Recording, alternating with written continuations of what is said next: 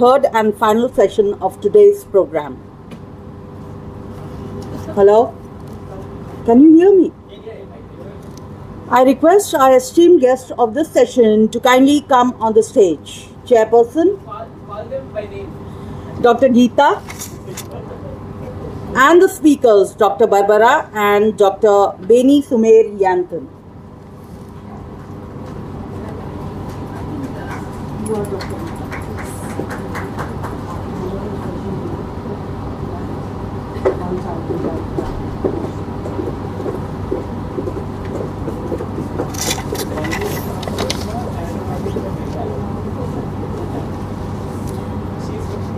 आइए हम सभी जोरदार तालियों के साथ अपने माननीय अतिथियों का हार्दिक स्वागत करें और अपनी परंपरा के अनुसार उन्हें अंग वस्त्र अर्पित कर सम्मानित करें।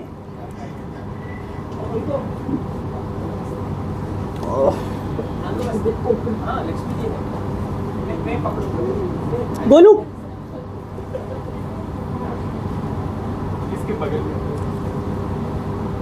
लक्ष्मी कुमारी भगत, असिस्टेंट एडिटर साहित्य अकेडमी, हमारे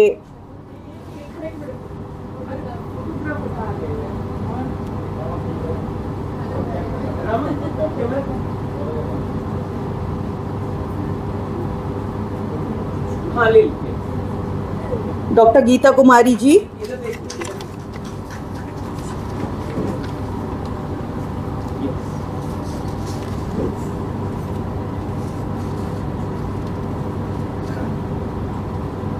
Dr. Jan Beni Yantan,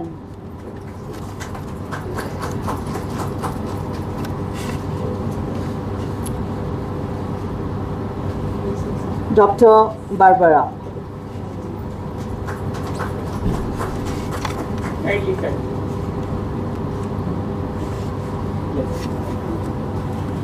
Now, before we start this session, may I request Dr. Esther Samuel, a member of the Nicobarese tribal group, to kindly present her folk song.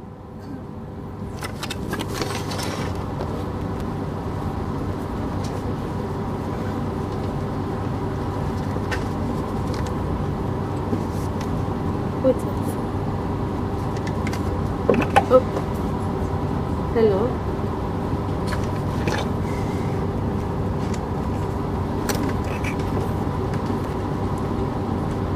मैं आपके सामने Nicobari folk song छोटा सा है आपके समक्ष प्रस्तुत करने जा रही हूँ। Chogumji granny kobar, chogranam loni kobar, chogumji granny kobar, chogranam loni kobar.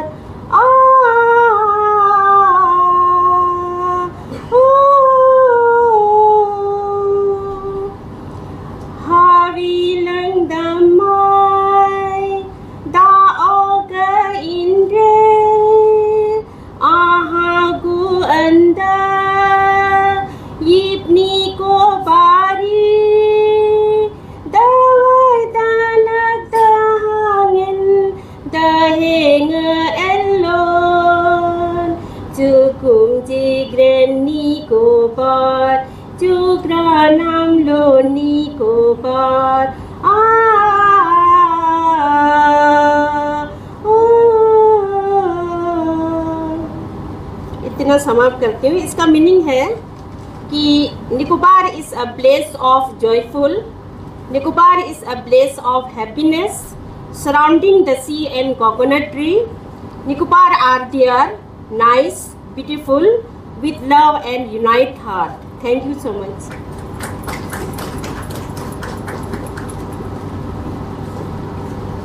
Thank you, Dr. Esther Samuel ji. Now, before I request the chair, Dr. Geeta ji, to kindly take the proceedings of the session forward, allow me to briefly introduce the participants.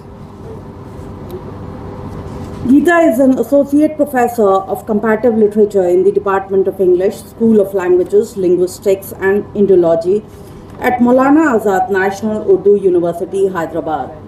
With 9 years of teaching experience, she holds an MA in English and a PhD from the Central University of Karnataka. Her doctoral research, Transgression of Gendered Boundaries, critically explores rebel women characters in Kannada fiction. She is the author of Beyond Boundaries, Voices of Shores, and has contributed Hindi poems to Samkaleen Bharatiya Sahitya published by Sahitya Akademi.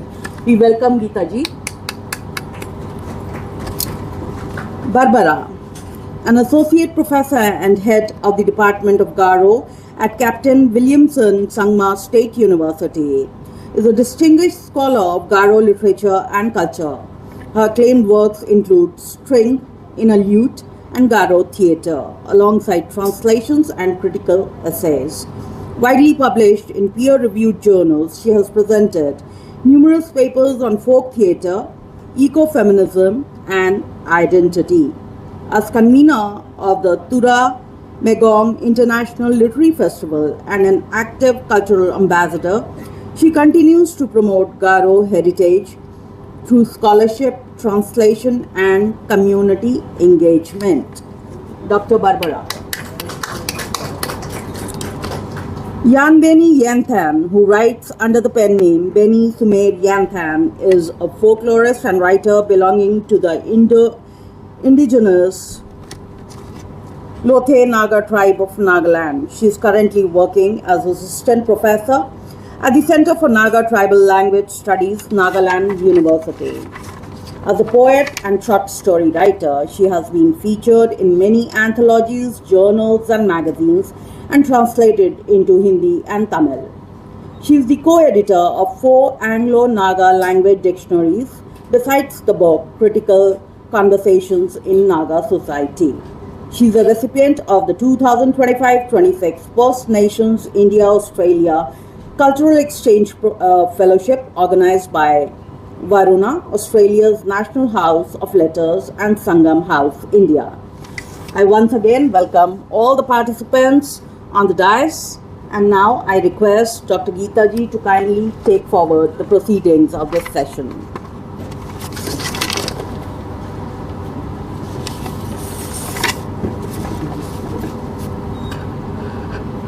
Thank you, ma'am. First, I would like to thank Sahitya Akademi, New Delhi, for organizing a one-day symposium on depiction of women in folk literature to mark International Women's Day, which we are going to celebrate tomorrow. It is a very meaningful initiative that highlights the important role and representation of women in our rich folk culture and tradition. First, I would like to give you a brief on folk literature, as we already had 2 sessions on folk literature and how women from different tribal communities have been presented women in their respective tribal communities. Folk literature has always been one of the powerful ways through which communities preserve their memories, values, beliefs, and collective experiences. Passed down through a generation in the form of songs, stories, proverbs, myths, and rituals. Folk tradition carry within the theme of voices of ordinary people. Among these voices, the contributions of women are especially profound.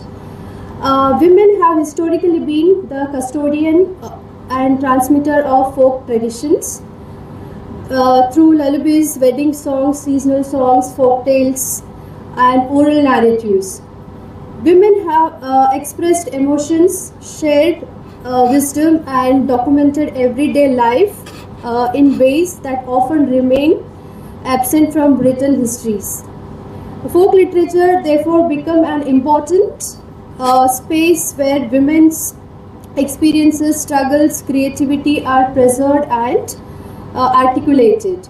At the same time, folk narratives also reflect the social structure and gender roles that shape women's lives.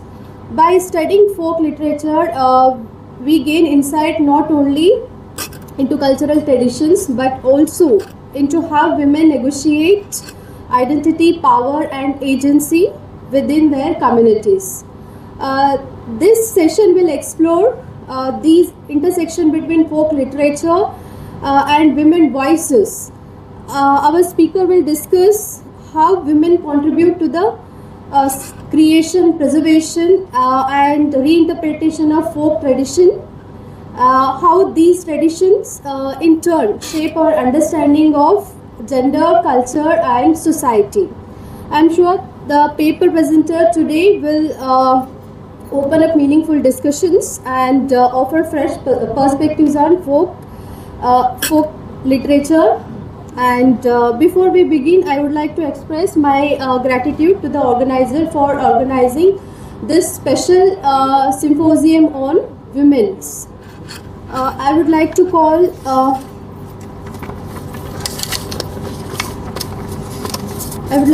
first Barbara ma'am for presenting her paper. Over to you, ma'am. Thank you.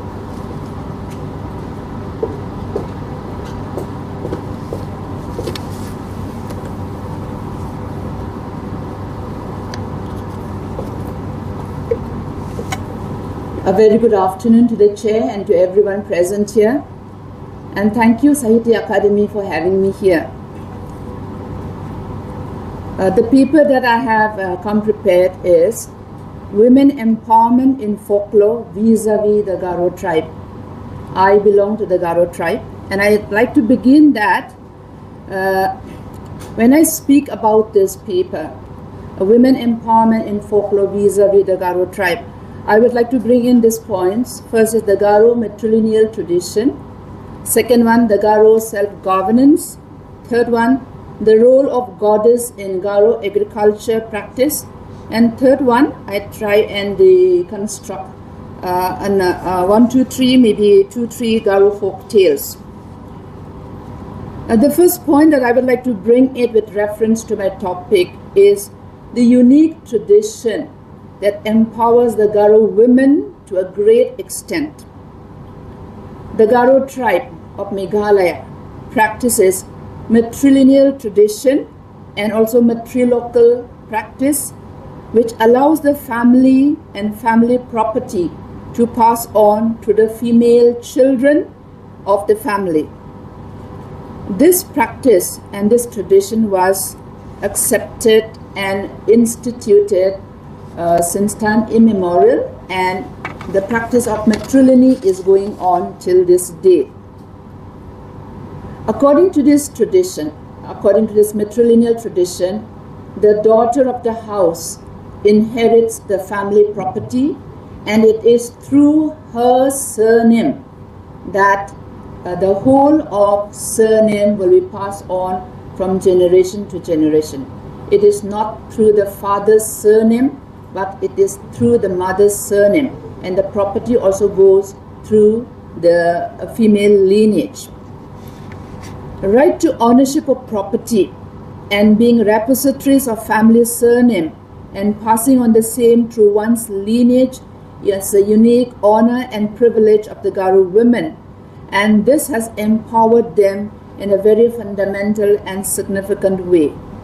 Matrilineal is not only a hot topic for conversation or maybe for debate or for symposiums like this, but it is something that is lived in every day by the Garo tribe of Meghalaya. I have a friend here, Benny. She also is partly from Meghalaya, and not only the Garos but also the Khasis and the Jaintias of Meghalaya. These 3 tribes practice the matrilineal tradition. I heard that there are also Nayars in Kerala. They also practice matrilineal tradition, but I'm not very sure about that. The second point that corroborates to the empowerment of Garo women is closely connected to the first point that I have made. The Garo Hills, which is predominantly the western part of Meghalaya, is divided into a number of regions, and these regions are clan lands, C-L-A-N, clan lands, and each region is administered and looked after by a clan. But it is very reassuring for us women, and maybe for the women in other parts of India or other parts of the world, to know that these regions whose assets are mainly land is administered, is looked after and supervised by a person called Nokma, Nokma. The literal meaning of Nokma means the mother of the house, and it is the woman, the Garo woman, who is the custodian, who is a supervisor, who is the leader of these regions. And the whole of Garo is that way, is divided into these regions, which are looked after by women, Garo women administrators.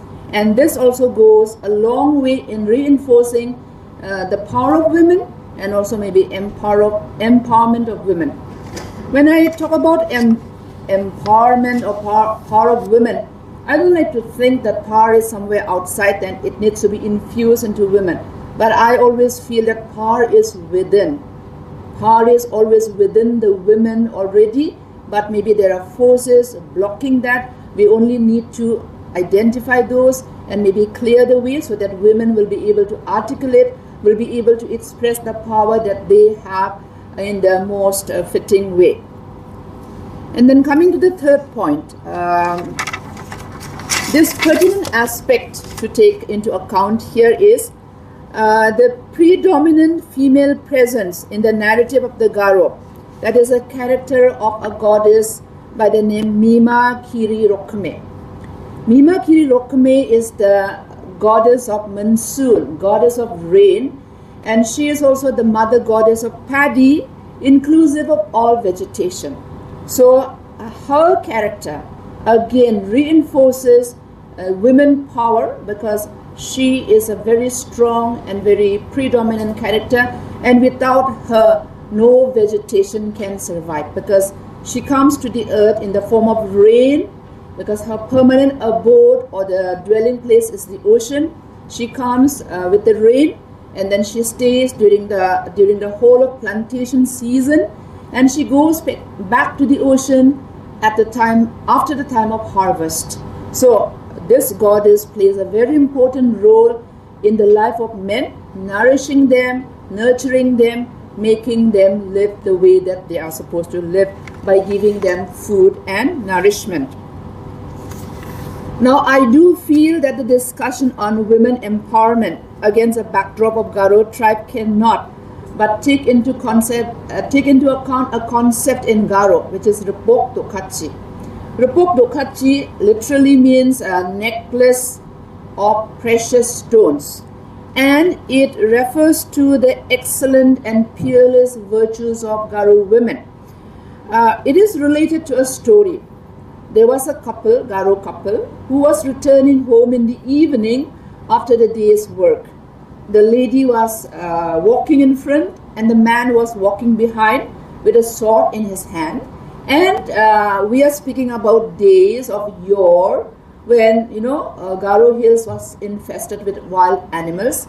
And as they were walking, the wife heard a sound, and then she turned to look back, and to her shock, she found that her husband was already dangling from the mouth of the tiger. And then she had no time to think, but then that womanly instinct, the instinct to protect, the instinct to sacrifice herself, the instinct to save the husband and rescue him from the clutch of the tiger, made her to pick up the sword that the husband had dropped. She rushed in, but she was embraced and taken in by the tiger, and that's how she lost her life. So this Rupok Dokhachi, or the necklace of precious stones, refers to these kind of virtues that has got to do with bravery, self-sacrifice, maybe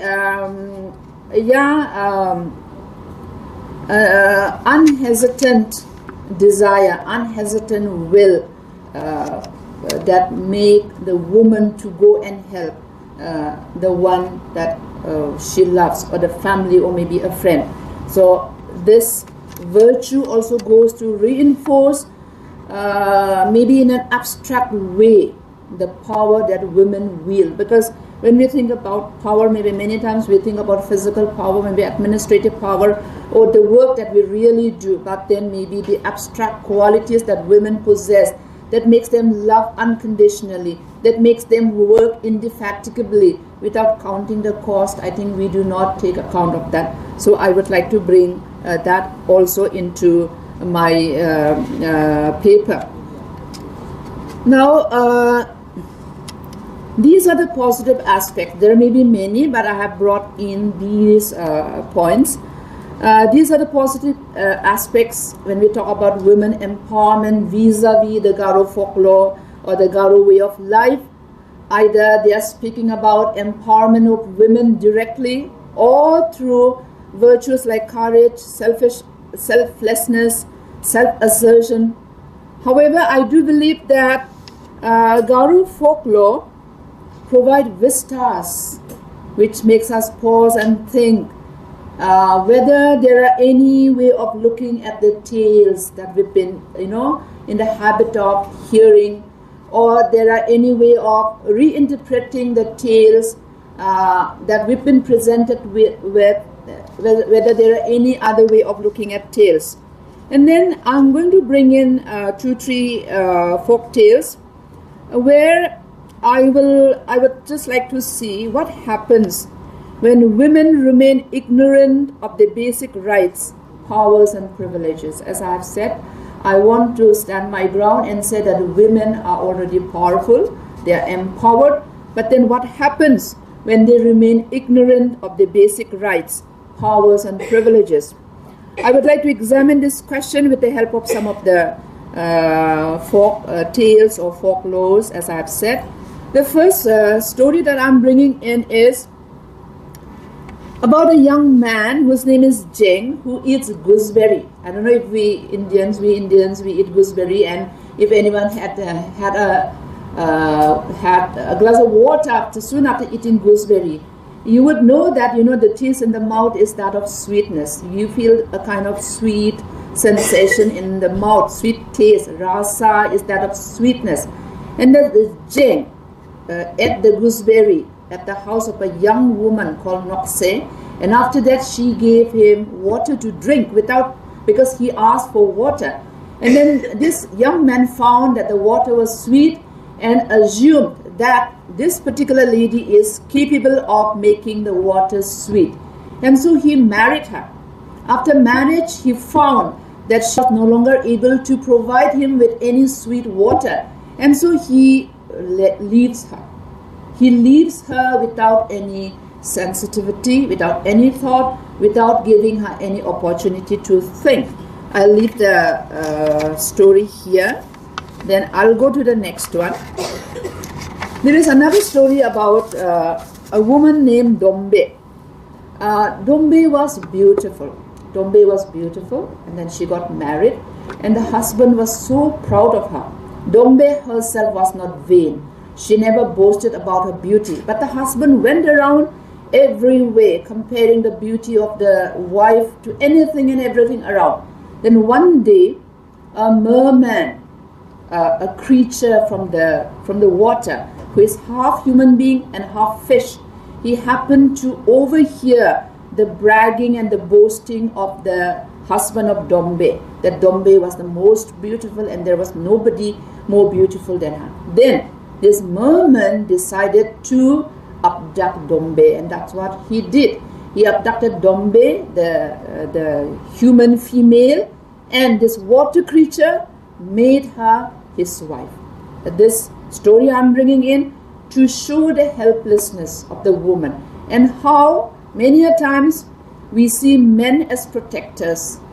Yes, they are. But when we look at stories like this, we can also deduce, we can also interpret that many a times, things happen and then a woman is passed on from one man to the other, and the woman is not given any time to express her opinion. She is not given any time to say what she wants to say, to express with whom she would like to have stayed. Then there's another story, Nire Sinje. Nirisinje is again another beautiful woman. I'm bringing in all stories of beautiful women only because I think all women are beautiful. Nirisinje was still in the womb of the mother, and the mother was looking after the jhum field. And every night the deers and the antelopes used to come and destroy the product of the field. And Nirisinje's mother was a widow. She had no man to protect and defend the jhum field. Then one day in desperation she cried out, the mother cried out with the baby still in the womb, that she would give the baby to be born to anybody, be it an animal or a human being, if that particular person or creature is able to get rid of the antelopes and the deers that were destroying the product of the field. And then the tiger heard it, and the tiger took it as an opportunity and offered to get rid of the antelopes and deers. And the tiger did that. It ate away all the deers and the antelopes. And when the child was born, it was a girl child. She was named Nirisinje. But then she had to be given to the tiger. And in due time, she became the wife of a tiger. And then during one of the transactions in the marketplace, there was a man by the name of Rakka Marak. He accosted, he came to see Nirisinje, and came to know that she became the wife of the tiger. Then this man challenged the tiger and killed him, and Nirisinje became the wife of the man. Again, it's a question of a woman being voiceless. She's not able to say that she would want to stay on with the tiger, who is also a male, and then maybe go on with a real human male. Of course, there are very many hermeneutics coming in, semiotics coming in, symbolisms and interpretations and all that. We'll have to remember that this is a folk tale. Animal may not be animal, or it can be something else, but I am narrating to you the story as it is, almost literally. And then there's a story, maybe I'll make it the last one. There's a story of two sisters by the name of Awal Singwal. And this is a little different because these two sisters, they were not ill-treated by men. They were ill-treated by the whole family, beginning from grandmother and ending with the parents. And they were tormented, they were harassed, and they were starved. They were not given food, and they were locked up in a pigsty for a very small reason. And they became so overwhelmed and desperate. They wanted to escape. They longed for freedom and independence, and they transformed themselves into doves. So the Garos say that, the doves are not really birds, but they are transformed girls. Okay, they became doves, and then they flew away. Of course, this story, I think there is that subtle power play among women, and also there's the idea of food politics also is coming in. How much of food girls are apportioned at home, how much of food boys are apportioned at home. Today, maybe in a modern world where everybody is earning and we get to buy the quantity or the quality of food that we want, maybe we do not bother about the portion of food. But I think when we go back maybe decades, when food was not so abundant, and when people really had to work, sweat, and then work really hard to get food, and then they pound their own paddy, that time people had to think about even the portion of food and what kind of food goes to whom. Maybe the son gets the better portion, the daughter gets a lesser, and maybe a little less a little less portion, and maybe of a less quality. Okay, so that food politics also comes in, but I'm not dwelling much on that. But these are the stories I want to bring. And there's one more. There's this lady who was living with the husband in a very isolated place. And that was a time when people had to travel maybe days, even weeks, in order to reach the weekly market. and the husband had gone to the market and the wife was alone. And the very first night that the wife was alone, she was disturbed by a hideous creature that, that stuck its very hairy hand from the corner through the split bamboo wall and matting. The hand emerged like this, and the creature forced the wife to scratch its hand, literally scratch, kujli, na? Okay, scratch its hand all through the night. And it went on for a number of nights. The wife lost sleep, maybe, she was almost on the verge of maybe insanity, and she became emaciated, thin, tired, exhausted. And the husband came home. He came to know about the incident, and then he got rid of the monster. He got rid of that hairy-handed monster. Now, all these other stories where women, they are the victims. They are the victims. I know today and tomorrow, today we are celebrating the International Women's Day. But then I have tried to bring in the power of women, that women are really powerful. But if this power is not respected, if this power is infringed upon in any way, if it is hindered, what women, the kind of fate that women can suffer, the kind of ruts that women can fall into.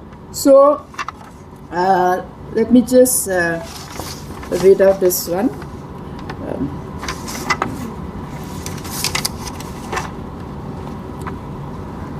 In this case, the last story case, the man who got rid of the hideous animal, he seemed to be doubly powerful than the woman, because in the first instance he kills the monster, and the monster is more powerful than the woman. So there's the man, and there's the monster, and there's the woman. I'm being a bit feministic. I know those of you who read feministic theory will know very well that I'm tending towards that. And why not? Because we are talking about women's rights and policies. Because when men treat women at par with how they treat nature in general, that's where I think we have to open our eyes and see that, oh, this is not being done. This is not where things should be, and we should draw a line. So this particular incident shows us that sometimes when care is not taken, when a line is not drawn, a man can be very, very overbearing, very arrogant, and can become doubly more powerful than women. Now, Catherine McKinnon wrote the book Women's Lives, Men's Laws, where she writes like this: women are the animals of the human kingdom, the mice of men's world. And then she continues to write this way: women in male-dominant society are identified as nature, animalistic, and therefore denigrated, a maneuver that also defines animals. Then, women are relatively lower rank in human society. Both women and animals are seen to lack properties that elevate men, those qualities by which men value themselves and define their status as human by distinction. Now, I have brought in the characters of Nokse in the story of Gooseberry, Dombe, Niresunje, who became the wife of the tiger, Awilsungwal, who became doves, and then that lone woman. They are all depicted as denigrated. Maybe when we read the folklore as it is, without reading in between the lines, or without maybe searching for the hidden meanings, the stories are very fine. They talk about protection by men.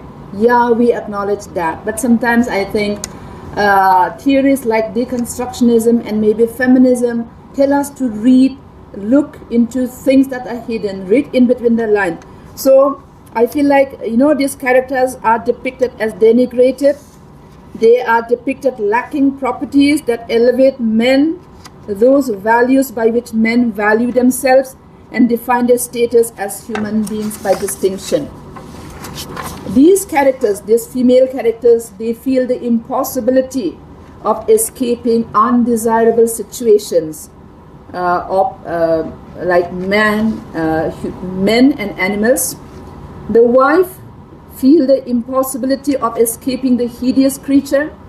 Nokse, she feels it was impossible to escape from the hopeless situation which she did not help to make.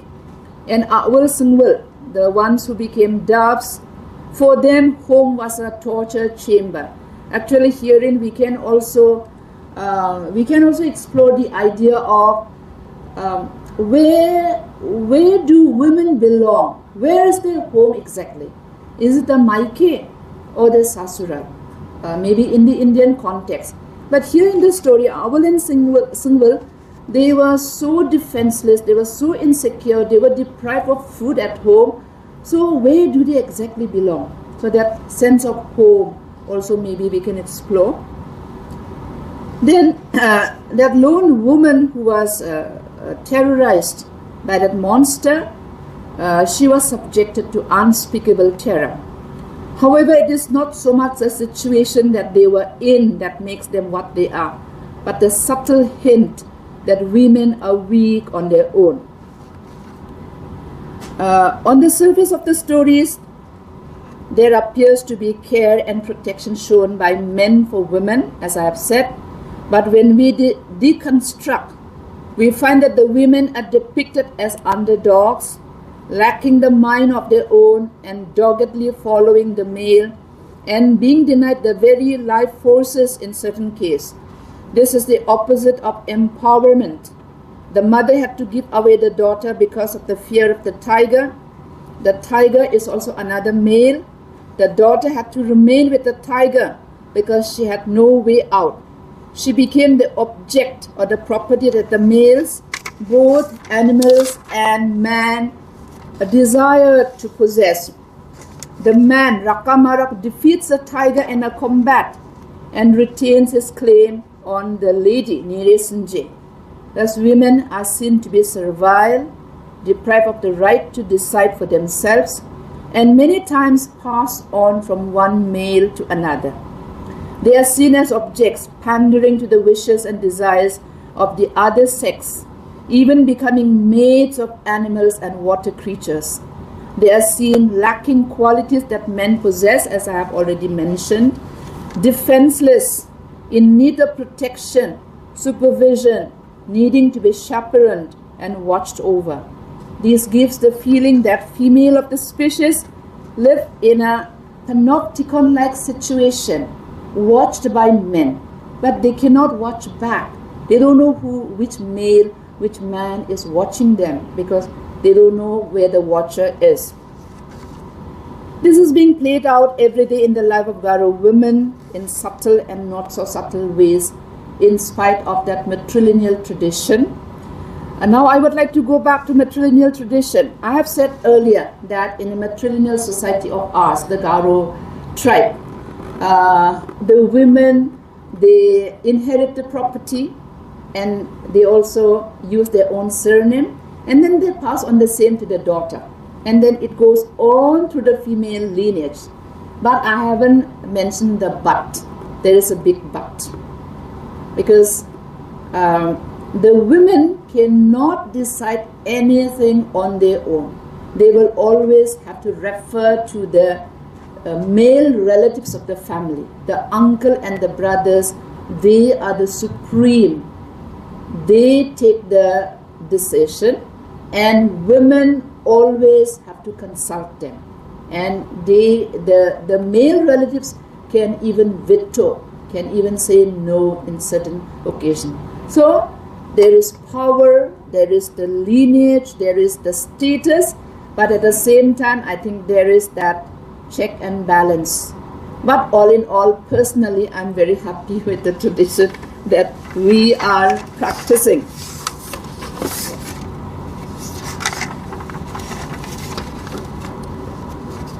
Now, I have already cited the story of Awal Sungwal. Yeah, I'll just wind up. Then,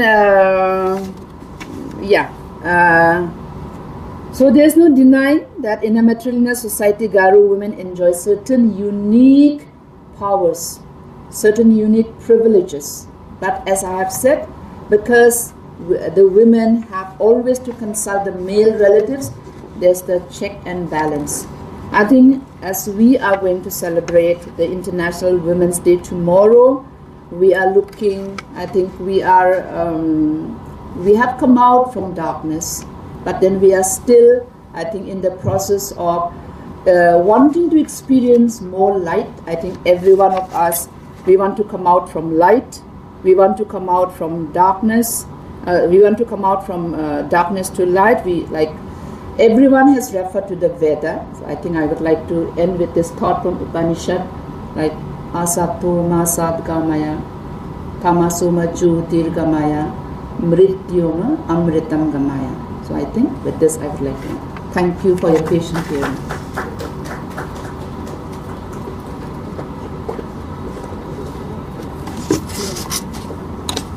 I would like to call Dr. Yanbeni Anton, who also writes under the pen name of Benny Sumer Anton, who is a folklorist and writer belonging to the indigenous Lotha Naga tribe of Nagaland. Over to you, ma'am.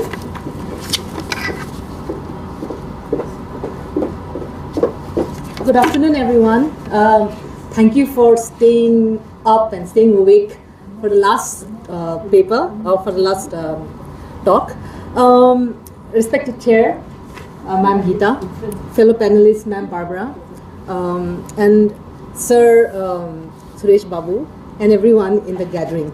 At the outset, I want to thank Sahitya Akademi for organizing such a program as this on the occasion of International Women's Day, because such platforms,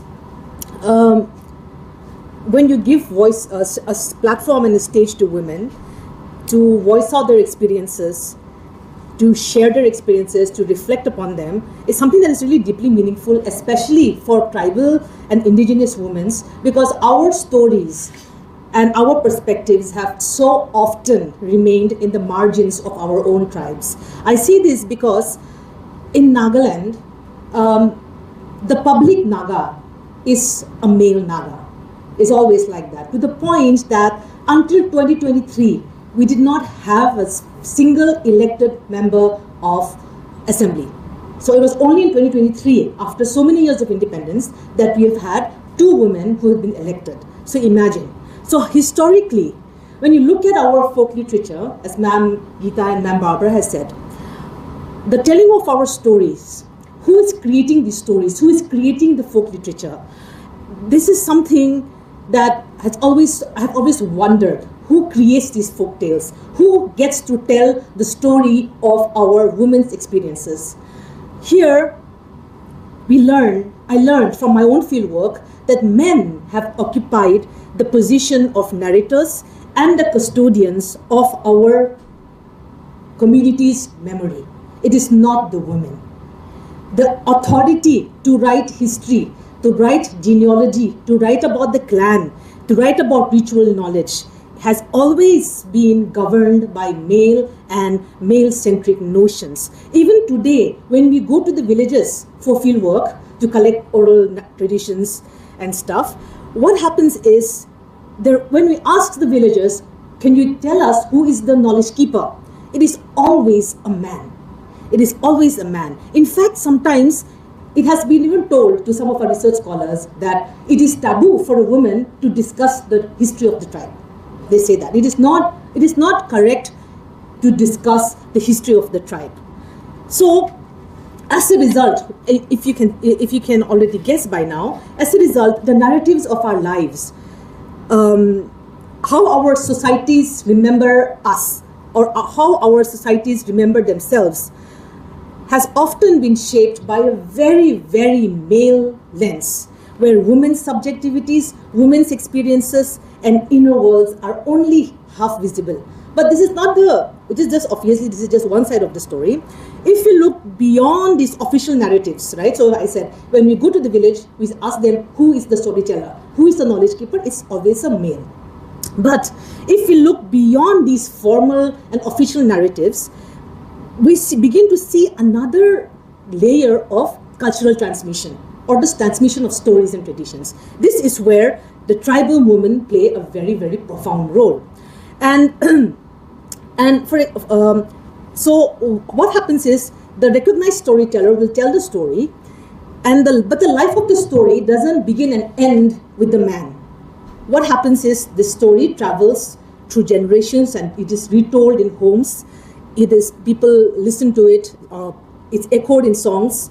We use proverbs, even lullabies for that matter, are carried and shaped so much by women. So, for example, in most of the Naga lullabies, we notice that the lullaby's content is mostly about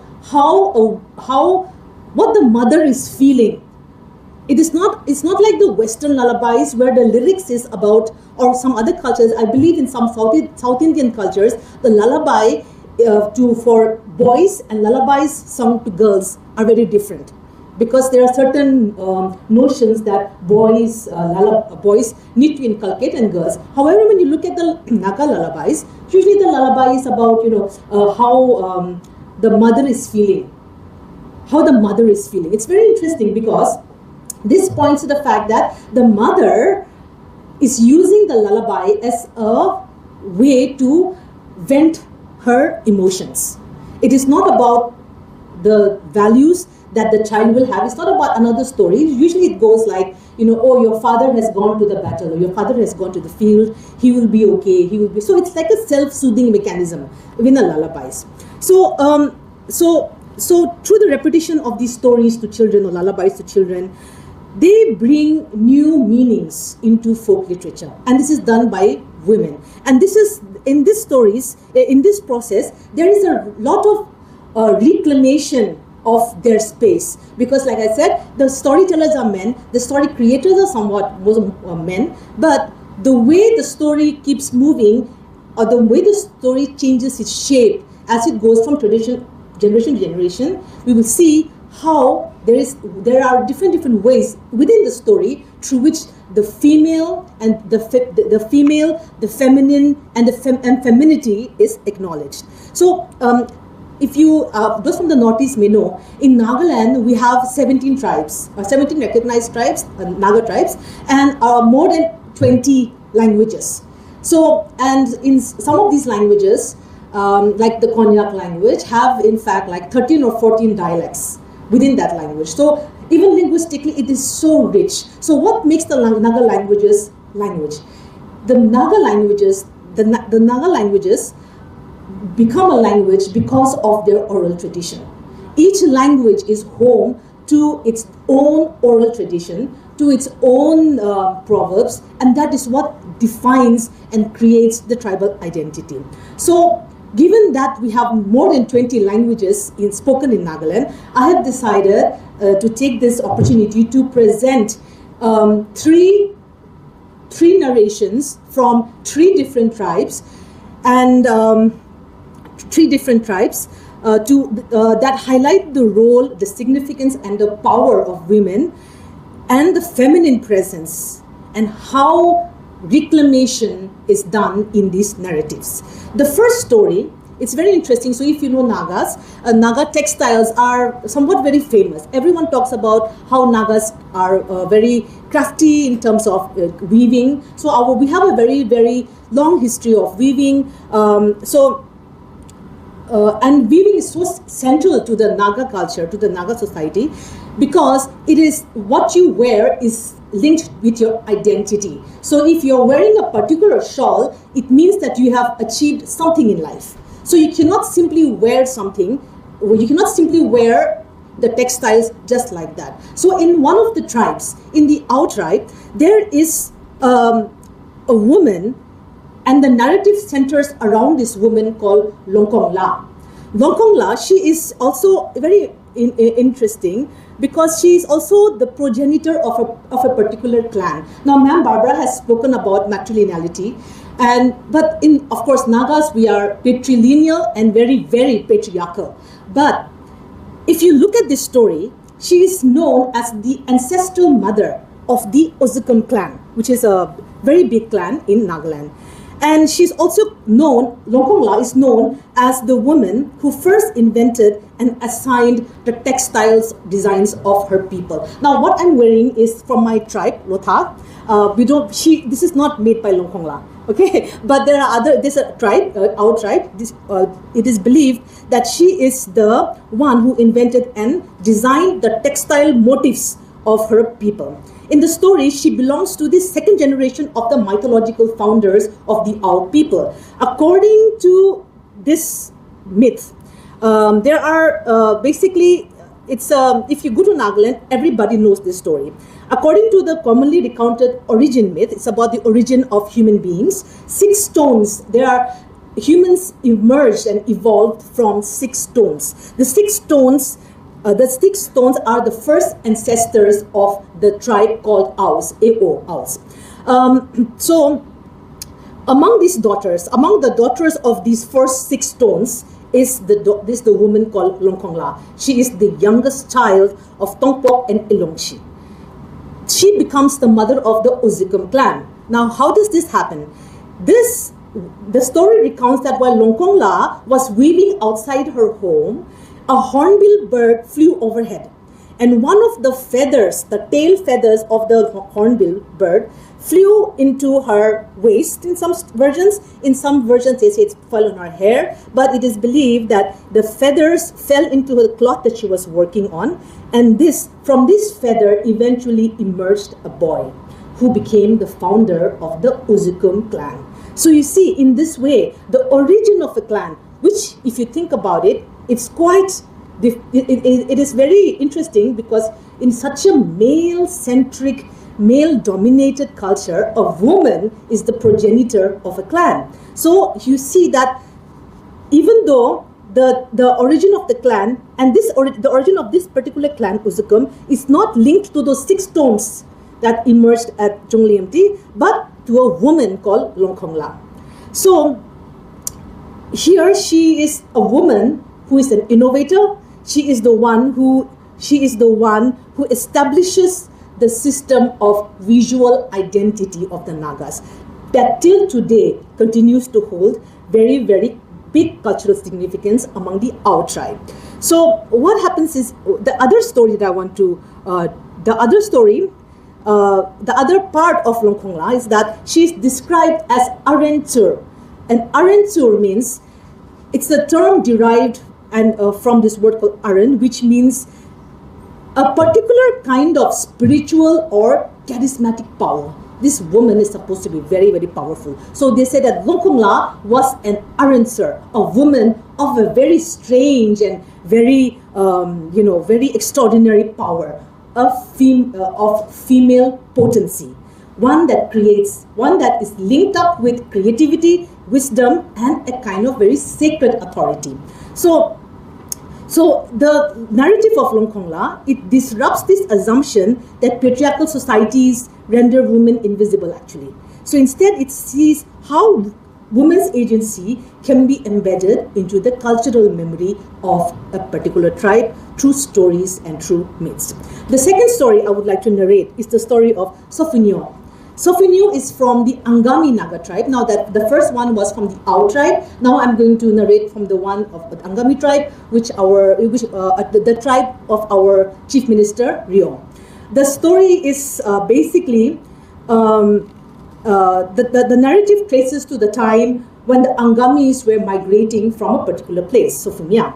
Now, a man from another village, once he was traveling that, he saw a very young girl, she was weaving. So he was very impressed. He was like, wow, this girl, she's weaving such beautiful threads. So he decided that I'm going to take this girl, I'm going to propose to her on behalf of my son. Okay, I don't know if that works nowadays, but I'm sure no one is proposing on behalf of their sons, but it happened, the folktale goes like that. So he decided that that she would be a very suitable bride and asked for hand in marriage. The girl's name was Zina, and she accepted the proposal. And because it's a folktale, she accepted the proposal, okay, and she moved to the village after her marriage. So she gave birth. In time, she gave birth to a child. It was a daughter. Then during this time, her father's village and her husband's village, they were very, not very far. So they would constantly visit each other. Her relatives and villagers would often visit her, and every time they come home, they would say, "Oh, we visited Sufa," because her name was Vinner, right? So they would say, "We visited Sufa. She was our guest. She was our host." Sufa is basically host. Okay, so gradually, because she was so affectionate towards the people, she became known as Sofignon. Despite her kindness and hospitality and her sweetness, her marriage took a very tragic turn. The marriage didn't work out, and one day, there are many different versions. In some versions, people say that the other women in the village had a problem with her weaving the best cloths for her husband, or they conspired. So they conspired and went against her and told her husband to leave her. Of course, this is always like that, right? Women are always the ones who are doing all of these drama. But in another version, in a slightly more semi-official version, the story goes that her husband began to mistreat her, and one day after returning from work, he said, "You leave, get out of the house." Okay, so she was very hurt, and so she didn't inform her in-laws or anything. She just left. She said, "Okay, I'm going to go." She takes her daughter with her, and then she leaves. Now, after a few weeks passed, and then Zina's father is like wondering, "Okay, I have not seen my daughter. She has not come to visit me for a long time." So he goes to her village. And then he sees that her husband is already living with another woman. And then so he asked her, he said, "Okay, where is my daughter if you are already living with another woman?" He says, "Oh, we had an argument and she left." And then he pointed towards one place.